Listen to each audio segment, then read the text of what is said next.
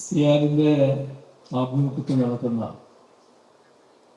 International cargo business സമ്മിറ്റിൻ്റെ ഔപചാരികമായ ഉദ്ഘാടനം എല്ലാവരുടെയും അനുമതിയോടെ നിർവഹിച്ചതായി ആദ്യമായി അറിയിക്കുന്നു.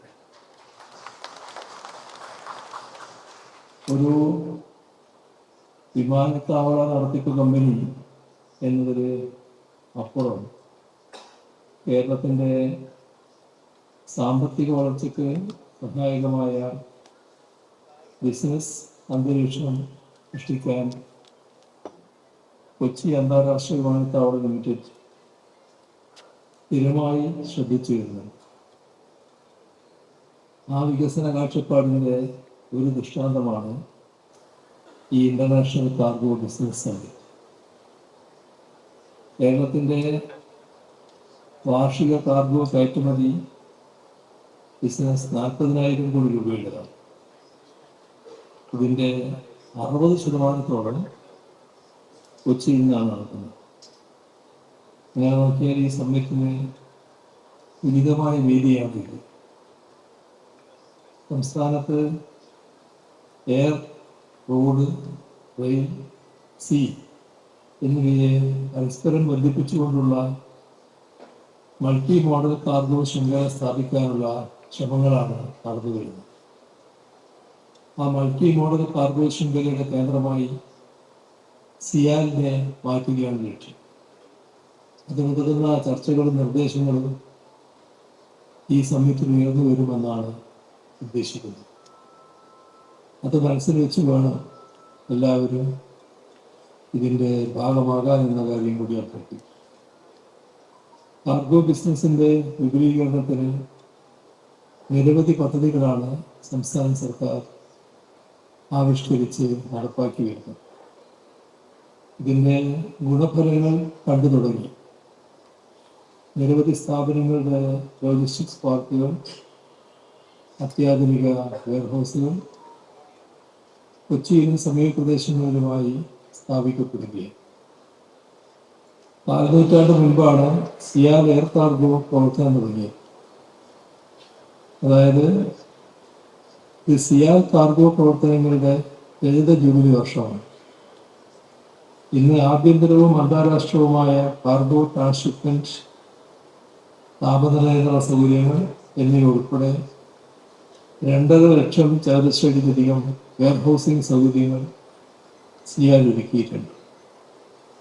250-ലധികം കാർഗോ ഏജൻസികൾ, 23 അന്താരാഷ്ട്ര എയർലൈനുകൾ, 5 ആഭ്യന്തര എയർലൈനുകൾ എന്നിവ സിയാൽ കാർഗോയുമായി ബന്ധപ്പെട്ട് പ്രവർത്തിക്കുന്നു.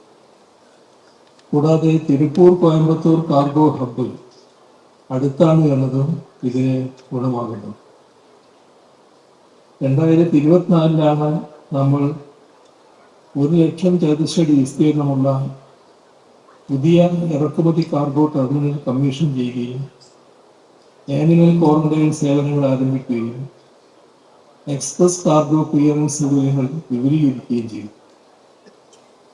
2024-25 കാലയളവിൽ ഇയാൾ മുഖേന 65,000 മെട്രിക് ടണ്ണിലധികം കാർഗോ കൈകാര്യം ചെയ്തു. നടപ്പ് സാമ്പത്തിക വർഷത്തിൽ ഇത് ഏകദേശം 74,000 മെട്രിക് ടണ്ണിലേക്ക് ഉയരുമെന്നാണ് പ്രതീക്ഷിക്കുന്നത്. കഴിഞ്ഞ മാസം എക്സ്പോർട്ട് വെയർഹൗസ് പ്രവർത്തനക്ഷമമാണ്. ഇതോടെ വാർഷിക കയറ്റുമതി ശേഷി 75,000 മെട്രിക് ടണ്ണിൽ നിന്ന് 1.25 ലക്ഷം മെട്രിക് ടണ്ണായി ഉയർന്നു. ആധുനിക സ്ക്രീനിംഗ് സംവിധാനങ്ങൾ, കോൾഡ് ചെയിൻ സൗകര്യങ്ങൾ, പ്രത്യേകതയുള്ള കാർഗോ കൈകാര്യം ചെയ്യുന്ന സംവിധാനങ്ങൾ ഇതെല്ലാം ഇവിടെ ഒരുക്കിയിട്ടുണ്ട്. പ്രവർത്തനം കൊണ്ട് രാജ്യത്തിനാകെ മാതൃകയായി തീർന്ന വിമാനത്താവളമാണ് കൊച്ചി വിമാനത്താവളം. കഴിഞ്ഞ സാമ്പത്തിക വർഷത്തിൽ സിയാൽ 1,742 കോടി രൂപയുടെ മൊത്ത വരുമാനവും 489 കോടി 84 ലക്ഷം രൂപയുടെ ലാഭവും നേടി. ഇതിലേക്ക് മികച്ച രീതിയിൽ സംഭാവന ചെയ്യാൻ സിയാൽ കാർഗോ വിഭാഗത്തിന് കഴിഞ്ഞിട്ടുണ്ട്. നിക്ഷേപകർക്ക് 50% ലാഭവിഹിതം സിയാൽ നൽകി. ഇത് മൂന്നും റെക്കോർഡാണ്. ഏറ്റവും വലിയ ഓഹരി ഉടമ എന്ന നിലക്ക് സംസ്ഥാന സർക്കാരിന് സിയാലിൽ നിന്ന് 79,82 രൂപയുടെ മൊത്ത ലാഭവിഹിതം ലഭിച്ചു. വിമാനത്താവളത്തിന്റെ ആധുനികവൽക്കരണത്തിനൊപ്പം സമീപ പ്രദേശങ്ങളിലെ അടിസ്ഥാന സൗകര്യ വികസനം ഉറപ്പാക്കുന്നതിനും സിയാൽ മുഖ്യ പങ്ക് വഹിക്കുന്നുണ്ട്. 4 പഞ്ചായത്തുകൾക്ക് ഗുണം ലഭിക്കുന്ന രീതിയിൽ 40 കോടി രൂപ ചെലവഴിച്ച് സിയാൽ പണികഴിപ്പിക്കുന്ന 3 പാലങ്ങളുടെ നിർമ്മാണം അതിവേഗത്തിൽ പുരോഗമിച്ചു വരികയാണ്. കേന്ദ്ര സർക്കാരിന്റെ പുതിയ നിയമം അനുസരിച്ച് ഓരോ വിമാനത്താവളങ്ങളും കാർഗോ കൈകാര്യം ചെയ്യാൻ റെഗുലേറ്റഡ് ഏജൻസികൾ ഏർപ്പെടുത്തേണ്ടതായി വന്നത്. 107 ജീവനക്കാരെയാണ് ഇതിന്റെ ഭാഗമായി സിയാലിന് പുനർനിശ്ചയിക്കേണ്ടി വന്നത്. അവർക്ക് വ്യത്യസ്തമായ നൈപുണ്യ പരിശീലനം നൽകുകയും മറ്റ് ഓപ്പറേഷണൽ ഡിപ്പാർട്ട്മെന്റുകളിലേക്ക് മാറുകയും ചെയ്യും. കാർഗോ ലോഡർമാർക്കായി സിയാൽ തന്നെ മുൻകൈയെടുത്ത് മികച്ച മാനേജ്മെന്റ് സംവിധാനം ഒരുക്കുകയും ഒരു സൊസൈറ്റി രൂപവൽക്കരിക്കുകയും ചെയ്യും. ഇതൊക്കെ തീർത്തും മാതൃകാപരമായ നടപടിയാണ്. ഫാർമസ്യൂട്ടിക്കൽസ് കൈകാര്യം ചെയ്യുന്നതിനുള്ള GDP സർട്ടിഫിക്കേഷനായി സിയാൽ കാർഗോ പരിശ്രമം തുടങ്ങിയിട്ടുണ്ട്. ഇത് ലഭ്യമാകുന്നതോടെ കാർഗോ ബിസിനസ് കൂടുതൽ വൈവിധ്യവൽക്കരിക്കപ്പെടും. ഫാർമാനുബന്ധ ഉൽപ്പന്നങ്ങൾ എന്നിവ കൈകാര്യം ചെയ്യാനാണ്. ഡെന്റൽ കെയർ ഉൽപ്പന്നങ്ങളുടെ കയറ്റുമതിയിൽ ഇപ്പോൾ തന്നെ കേരളം ആഗോളതലത്തിൽ ശ്രദ്ധ നേടിയിട്ടുണ്ട്. ഈ നേട്ടങ്ങളിൽ നിന്നുകൊണ്ട് നമുക്ക് മുന്നോട്ട് പോകാനാവണം.